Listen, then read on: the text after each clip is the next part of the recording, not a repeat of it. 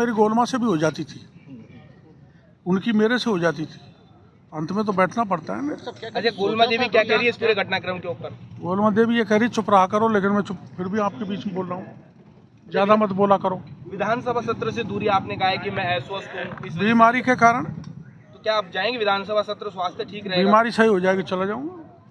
Doctor साहब 5 page का आपने जवाब दिया, किस किस को आपने अपना जवाब लिखा है? आपने पेज कहाँ से गिन लिए? पेजों का तो मेरे को पता नहीं है। डॉक्टर साहब, नाराजगी क्या थी? क्यों ये नौबत आई कि आपको नोटिस दे दिया पार्टी ने? आपने एक सार्वजनिक मंच पे भी कहा कि मेरा फोन टेप। वो नाराजगी मेरी नहीं थी, जो मेरे से गलती हुई वो आपने नोटिस में पढ़ ली है, उसका जवाब दे दिया मैं।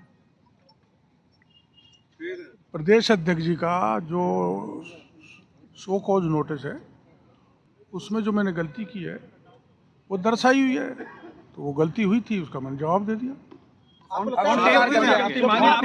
स्वीकारा है कि गलती हुई? आप टेप कर रहे हो मेरी सारी बातें? नहीं, फोन टेप हुआ था क्या आपका? आप टेप कर रहे हो मेरी सारी बात? फोन टेप हुआ था। ये भी फोन से बड़ा खतरनाक है। नहीं डॉक्टर साहब, आप मानते हैं कि आपसे गलती हुई है? पार्टी फोरम पे जो बात कह रही थी तो आपने सार्वजनिक नोटिस तो मैं क्या ये कहूँगा सार्वजनिक रूप से गलती नहीं हुई? गलती हुई, आपने देखो चाय अच्छी नहीं पिलाई, पत्रकारों की चाय मजेदार नहीं है।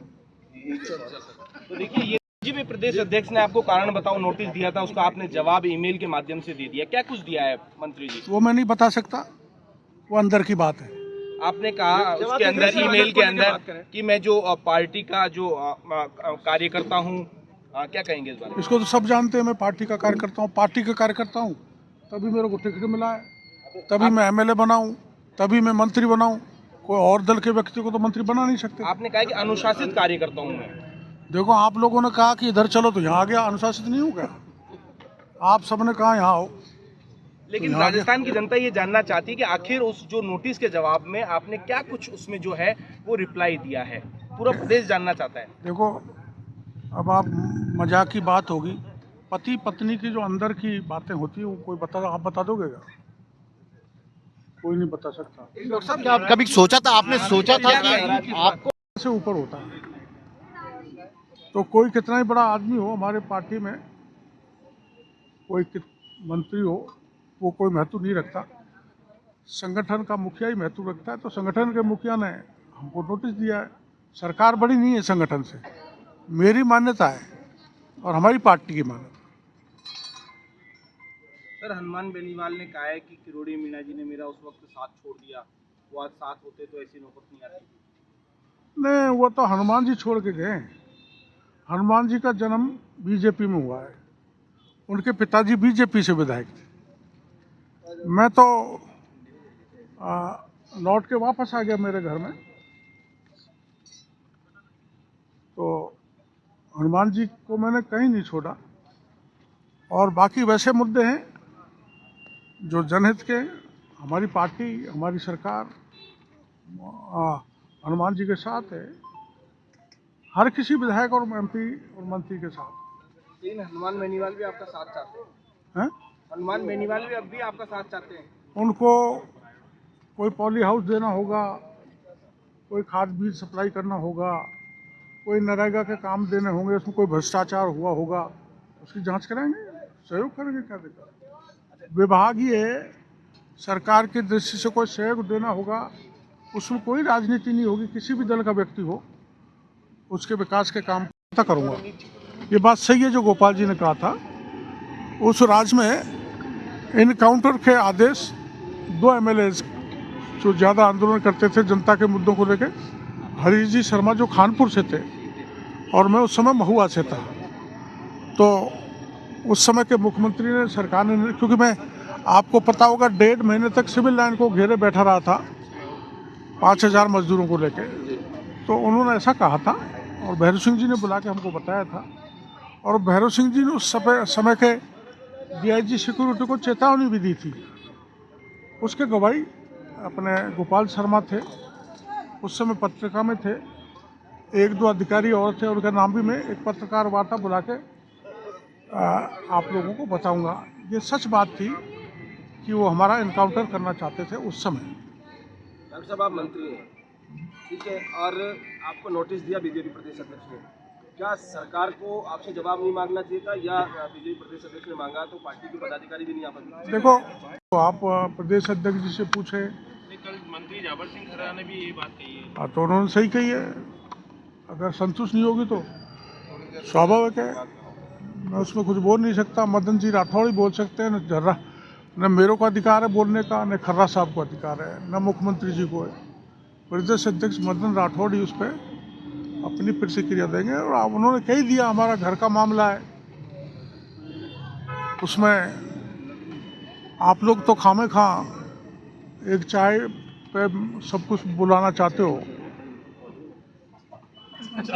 चाय से आगे क्या बार बार ये बात आ रही है कि डॉक्टर साहब नाराज क्या है ऐसे? अच्छा, आप ये बताओ, कभी आपने कोई मेरी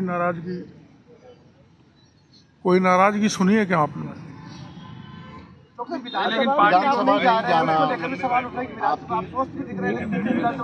वो तो बीमार हूँ ना मैं, इसलिए। अच्छा, ये तो यहाँ राजवर्धन जी के पिताजी गुजर गए, उतना बीमार नहीं हूँ, मैं चल फिर नहीं सकता, लेकिन मेरा इलाज चल रहा है, ये सच्चाई है। अपोजिशन ने तय कर लिया कि आपके मुद्दे पर विधानसभा नहीं चलने देंगे, न तो बजट पेश होने देंगे। राज्यपाल वो गलत है, गलत है। मेरा कोई मुद्दा ही नहीं है, उनको ऐसा नहीं करना चाहिए। विधानसभा चलने देनी चाहिए। मैं सभी दलों के लोगों को कहना चाहूँगा, राज्य के हित में, राज्य की जनता के हित में बजट सेशन है, उसमें किसी प्रकार का विघ्न किसी को नहीं डालना चाहिए। किरोड़ी मीणा ने जब मंत्री पद की शपथ ली थी तब कहा था कि मैं युवा हूँ, युवाओं की तरह जो सरकार में काम करूंगा, लेकिन अब कह रहे हैं कि मैं युवाओं की तरह आप सबको जवाब दे रहा हूँ यहाँ बैठा बैठा, कोई दे सकता है? लेकिन विधानसभा से दूरी है, विधानसभा सत्र से दूरी। नहीं, वो तो बीमारी का कारण, और कोई कारण नहीं। डॉक्टर साहब, गोपाल शर्मा ने कहा था कि आपका एनकाउंटर उस समय लेकिन आप पे आरोप लगा है कि आपने अनुशासनहीनता की है, क्या ये सही है? अनुशासनहीनता की वो तो देखो नेतृत्व तय करेगा। उनको लगा मैंने अनुशासनहीनता की है, उन्होंने नोटिस दे दिया, मैंने जवाब दे दिया, आगे भी वही तय करेगा। राष्ट्रीय अध्यक्ष से मिलने का समय मांगा है आप? ना, मैंने तो नोटिस की कॉपी नड्डा जी को भी भेजी आप? नहीं, वो तो प्रदेश अध्यक्ष ही भेजेंगे। प्रदेश अध्यक्ष जी को ही मैंने कल जवाब दे दिया। डॉक्टर साहब, क्यों आई सारी नौबत? ये कांग्रेस लगातार हंगामा करती रही सदन में, 7 घंटे तक खड़े रहकर उन्होंने हंगामा किया। अब वो तो कांग्रेस वालों से पूछो हंगामा क्यों किया। डॉक्टर क्या आप नाराज हो क्या? बार बार ये सवाल आ रहा है कि डॉक्टर साहब फोन टैपिंग के आपने तथ्य भी दिया, आपने लेटर में कहा है कि आपके पास इनपुट था कि आपका फोन टैप हो रहा है, इस तरीके नहीं, ऐसी बात मैंने नहीं कही, मैंने नहीं कही बात ऐसी। जासूसी हो रही क्या? हैं? जासूसी हो रही थी? इतने जासूस है उन्हें, आप जासूसी और क्या हो? मीडिया वालों का जिक्र करें। मीडिया को जासूस नहीं, आप ऐसे जासूस। मीडिया वाले भी जासूस होते हैं। सीआईडी वाले जो आपके घर के बाहर लगातार। अरे माइक नीचे करो, माइक नीचे करो। अच्छा डॉक्टर साहब, क्या आपको लगता है कि आपने अनुशासनहीनता की है? ऐसा कुछ कह रहे हैं कि आपने अनुशासनहीनता की है, पार्टी की छवि खराब की, कुछ ऐसा है आपको? नहीं, वो तो नोटिस में आपने सारा पढ़ लिया। मैंने प्रयास किया है मेरे नेतृत्व को संतुष्ट करने का। अब क्या जवाब दिया वो मैं बताऊंगा नहीं। कोई नाराजगी है अभी भी आपको? मेरी नाराजगी होती तो मैं इतना हंसता क्या? नहीं, हंसते तो आप वीडियो में आपने कहा कि भाई मेरे फोन टेप हो रहे हैं, मेरे ऊपर निगरानी रखी जा रही है, वो तो आपने बोला ना वीडियो जो आ रहा है। तो ये जो अब आप मेरी सारी चीज़ टेप कर रहे हो, आप सब मेरे पे निगरानी रख रहे हो कि नहीं रख रहे? और मेरी हर चीज़ टेप हो रही है, कहने का अर्थ यही था। डॉक्टर साहब, आप समय समय पे मुद्दे उठाते रहे तो आगे जारी रहेगा ये इस नोटिस के बाद, या पार्टी फॉर्म पे ही अपनी बात रखें? मैं पार्टी देखो पावर में है, और सदा आपने देखा होगा पहला हमारे राज्य में पहला धरना हुआ था आरएस की परीक्षा पोस्टपोन हुई, जो यूनिवर्सिटी में धरना दिया था।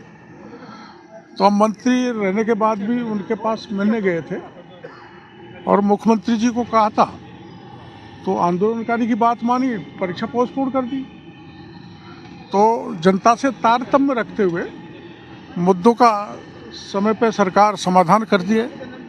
और आप जानते हो हम तो सत्ता में, तो ऐसी कोई बात है ही नहीं आंदोलन करें। आरपीएससी वाले मुद्दे पे कोर्ट ने आरपीएससी को और एसओजी को फटकार लगाई। वो मामला सब जुडिस है, तो मैं बोल नहीं सकता, कोर्ट का मामला है। पर अखबारों में पढ़ा है, परीक्षा रद्द होनी चाहिए मांग आप लगातार पर अखबार में मैंने पढ़ा है कि आरपीएससी को डांट पड़ी है, पढ़नी भी चाहिए। और आगे बढ़ के मैं कहूँगा कि डांट नहीं, आरपीएससी ने जो गलती की है, आप 5-6 साल से देख रहे हैं, तो आप जानते हैं कि उसको भंग तो नहीं कर सकते। एक बार पायलट साहब ने बात उठाई थी उसको भंग किया जाए, लेकिन उसकी रीस्ट्रक्चरिंग हो सकती है। रीस्ट्रक्चरिंग ऑफ द आरपीएससी वो होनी चाहिए। आपको नहीं लगता कि पार्टी आपके जवाब से संतुष्ट नहीं होती? क्या आपके पास करियर का प्लान बी है? क्या पढ़ाई के साथ आपने कोई स्किल सीखी है? कुछ सैकड़ों वैकेंसीज के लिए लाखों लोग ट्राई कर रहे हैं, लेकिन फिर भी रह जाते हैं खाली हाथ। तो स्किल सीखो, प्लान बी रेडी करो। यूट्यूब, डिजिटल मार्केटिंग, एंकरिंग और रिपोर्टिंग सब एक साथ सीखो, वो भी लाइव प्रोजेक्ट्स और राजस्थान के तीसरे सबसे बड़े न्यूज चैनल में काम करते करते। ज्वाइन कीजिए mission media on the job training programme, जहां इंटरव्यूज के जरिए होंगे सिलेक्शन। अगर आप में है news reporting, news anchoring, digital marketing या यूट्यूब चैनल मैनेजमेंट में काम करने जैसा फ्लेयर, तो mission media on the job training में आपको सब कुछ सिखाएगा और इंटर्नशिप के बाद आपको मिल सकती है पार्ट टाइम या फुल टाइम जॉब भी। तो अब देर किस बात की, मिशन मीडिया सॉल्यूशन से कॉन्टैक्ट कीजिए और अपने करियर का प्लान बी तैयार कीजिए।